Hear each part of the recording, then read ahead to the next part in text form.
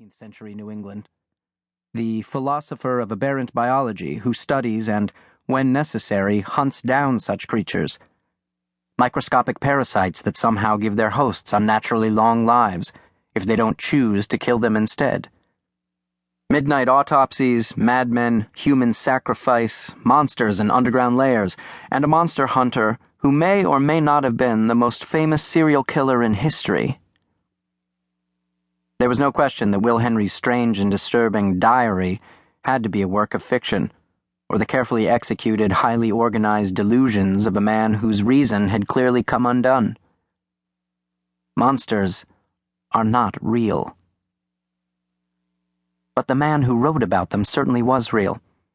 I had spoken to the people who had known him, the paramedics who had taken him to the hospital after a jogger discovered him unconscious in a drainage ditch, the social workers and policemen who worked his case, the staff and volunteers at the assisted living facility who had bathed and fed him, who had read to him and eased his passing at the ripe old age, according to Will Henry, of 131.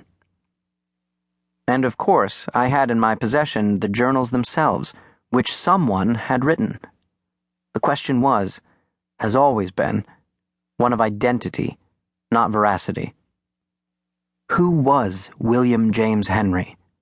Where did he come from?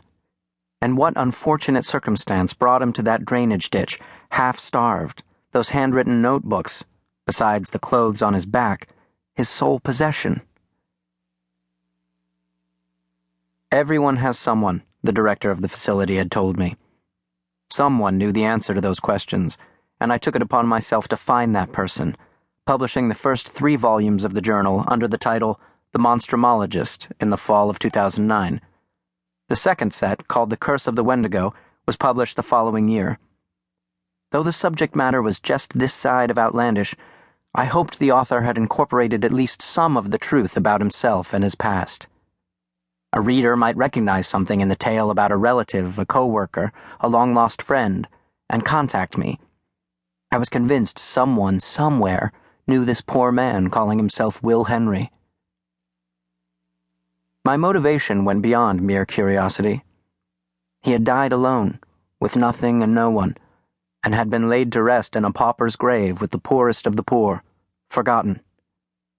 My heart went out to him, and I wanted, for reasons I still do not entirely understand, to bring him home.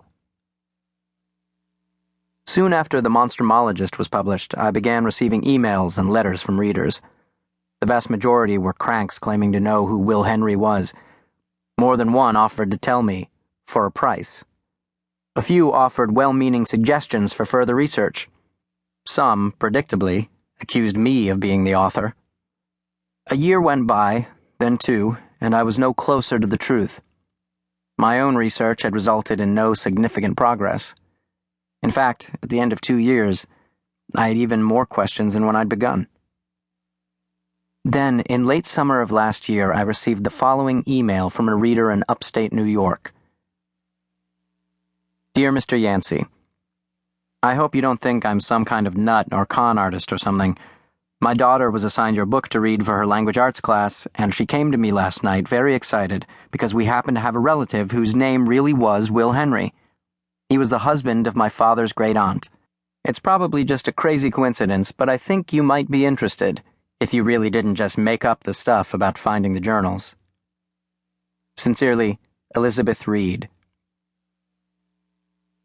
A few emails and a phone call later, I was on a flight to New York to meet Elizabeth in her hometown of Auburn. After some pleasant conversation and several cups of coffee at a local diner, she took me to Fort Hill Cemetery. My guide was a vivacious, outgoing, middle-aged woman who had come to share my fascination with the mystery of Will Henry. She agreed with me, as would any reasonable person, that his story had to be more fiction than fact, but her very real family connection to a man by that name was no fabrication. It was that connection that brought me to New York and to that cemetery. She had emailed me a picture of the tombstone, but I wanted to see it with my own eyes. It was a beautiful afternoon, the trees decked out in all their autumnal glory, the sky a cloudless, brilliant blue. And 3 years and 3 months after first reading those haunting opening lines, these are the secrets I have kept.